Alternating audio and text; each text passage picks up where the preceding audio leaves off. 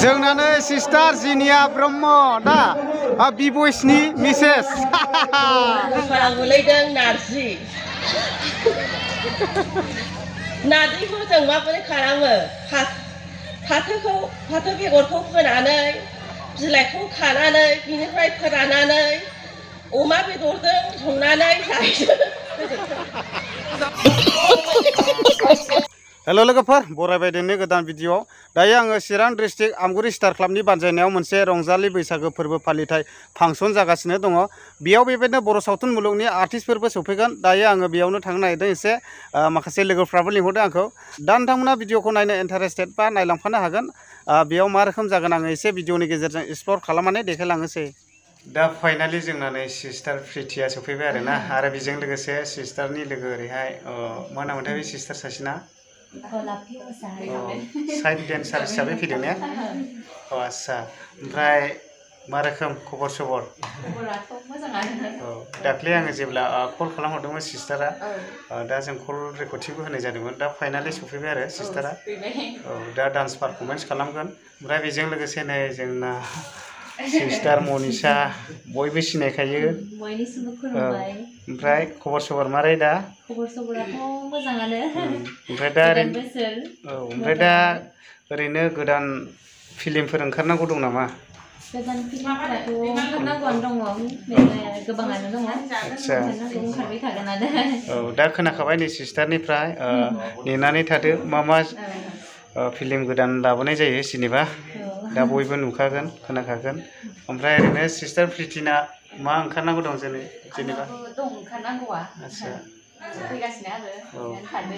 औ ओमफ्राय दा जेनेबा डान्सखौथ' फुरा रेडि खालामजोबखाबाय? ओमफ्राय लामाफ्राव जेबो उसुबिदा जाबाखिसै दा? उसुबिदाथ' जाबाखिसै। जोंनि उत्तर ओनसोलनि लामा दैलामबारियावहाय खारनाय बायदि जायो आरोना दा बर्थमान बुंनो थाङोब्ला। औ दा बर्थमान आसामा मावगासिनो दङ, बेबो एसे उनावसो जागोन जेनेबा। जोंनानो सिस्टार जिनिया ब्रह्म दा बिबयसनि मिसेस दा फाइनालि सफैबाय। ओमफ्राय बिबयसा अबाव गारबोखो? मा दाख्लै बावैसो हाबा जादों आरोना बावाखै। दा बिबयसखौ गारबोबाय आरो बियो। ओमफ्राय दा बेयाव सफैना मा रोखोम मोनदों जेनेबा? मोजां मोनदों, बयखौबो बैसागुनि गाहाम हामलायनायखौ जासिहरनाय जाबाय। आच्छा ओमफ्राय हाबाखौथ' सिरि जाखोमाबाय, रावखौबो खबर होआखिसै। दा बयबो मिथिखाबाय नुखाबाय मा बुंदों बिसोरो हाबा जानायाव। दा मोजां मोनदों आरोना। ओमफ्राय डान्सबो पारफरमेन्स खालामबाय। दायो जोंना नै कारिश्मा सिस्टाराबो सफैबाय आरो नै।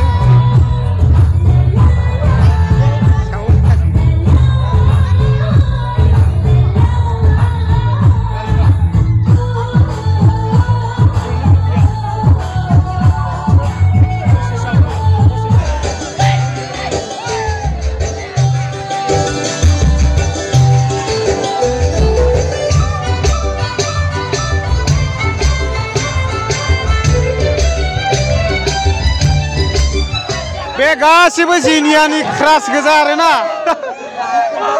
नोंसोर जिनियानि क्रास ना? नंगौ दा? जिनियानि क्रास बिसोरो गासिबो आरोना।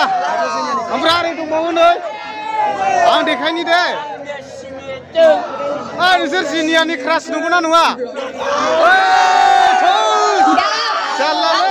इउटुबाव जे आं ब्लग बानायो आंनि इन्ट्र भिडिअ माने इन्ट्रडक्सन होनायखौ आं नोंथांमोनजों खेनसे स्राय होनानै होनोसै। जागोन ना जाया? आंथ' होनो Hey everyone, welcome back to my channel. नोंथांमोनखौ आंनि गुबुन मोनसे भिडिअ बरायबावनाय थाबाय। दिनैनि भिडिअआ जाबाय आं दिनै मोनसे जायगायाव थांनो नागिरदों, माबा मोनसे खालामनो नागिरदों बेबायदि होननानै खिन्थायो आङो नोंथांमोननो। ओमफ्राय दाथ' आंनि ब्लगआ एसे हिन्दीबो लेंगुवेज रायलायदेरग्रा जाबाय। बिनि क्रास गोजा आरोना। गाज्रि मोननाङा, मानो होनोब्ला दा सिगांथारावनो 16थि रंजालि बैसागो फोरबो फालिथायखौ अर्गानाइज खालामनाय आमगुरि स्टार क्लाबनि आफादगिरिनाव आं फंनैसो मिथिनानै लानि। खुलुमबाय, गिबियावनो खुलुमबाय। बे समाव जोंहा नैबे जिहेथु रंजालि बैसागु फोरबो बे खुंनाया जोंना फैयै देग्लाय 16थि सिम सफैबाय। बे बे बैसागु फोरबो फालिनायाव जोङो बायदिसिना प्रग्रामफोर माखासे एड खालामो बेनो जाहैबाय जोंहा गथ'साफोरनि बादायलायनाय माखासे डेन्स पारफरमेन्स बादायलायनायबो जों खुङो आरो देग्लायनिफ्राय बा सेमोननिफ्राय लास्ट टाइमनिफ्राय जोङो खारनायबो बादायलायनाय होदों बेनो जाहैबाय माराथन रेस जाय माराथन रेसनिफ्राय जोङो जोंनि इयुथफोरा मटिभेट जानो हायो जे डिफेन्स सेक्टरावहाय खामानि मावनो थाखाय बा गावनि फिजिकेलखौ फिट लाखिनो थाखाय दा बेखौबो जों नोजोर बोनानै माराथन रेसखौबो जों एसे फिसा एवार्ड गिदिर एवार्ड होआलासिनो फिसा एवार्डजों लोगोसे जों माराथन रेसखौबो सरजाबफादों आरो लोगोसे बेवहाय जोंहा दङ माबा देंखो मोनाबै जायखौ नोङो रोङो बेखौ दिन्थिफुंनो थाखाय रायजो राजाफोरनियाव नों गोसो गुदुं जानांगोन अब्लानो जोंबो साफा साफा मुंदांखा आर्टिस्ट बा मुंदांखा सासे सिनायजानाय सोरजोंबा इउटुबार बेफोरबायदिबो जों जानो हानायनि जोंनाव प्रबेबिलिटि दङ। देग्लायनि बे 16थि रंजालि बैसागो फालिथाय बेखौ जेनेबा बेसेबांसो बाजेट लानानै खुंफुंजानाय जादों जेनेबा जोंहा मिनिमाम बाजेटाव जों खालामो बेनो जाहैबाय डाइरेक्ट क्लियार काट आरो 150,000 राङाव जों बे बैसागु फांसनखौ अर्गानाइज खालामदों। जास्ट ओरैनो गामिनि गोजा आरोना दा बिसोरो बेबायदिनो गामिनिफ्राय ओरैनो बादायलायनाय होदों जायनि फलाव लिस्ट बोनानै जायनि खाफालाव मा गोग्लैयो बेखौ माने क्लियारिफिकेसन होनांगौ आरो दा नायनानै लादो बेफोरबायदि खालामगासिनो दं आरोना। आंनि खाफालाव गोग्लैदों मोसौ। मोसौआ मासे न'आव फिसिजानाय जुनार। मोसौआ आथिं थोंब्रै। मोसौआ बायदि बायदि गाबनि थायो जेरै गोजा गुफुर गोसोम। सिफुंखौ औवाजों खालामनाय जायो।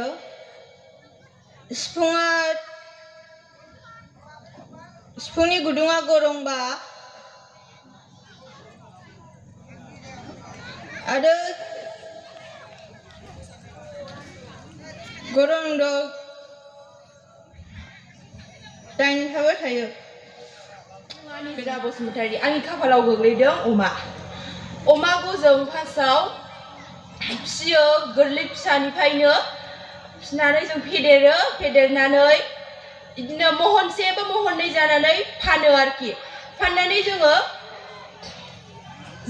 एखमबा न'आवनो गोदानानै जायो आरो बैसागु फैबा बैसागु 1 थारिख जाबा जों रायजोआव ज' जानानै जायो आरोखि जों।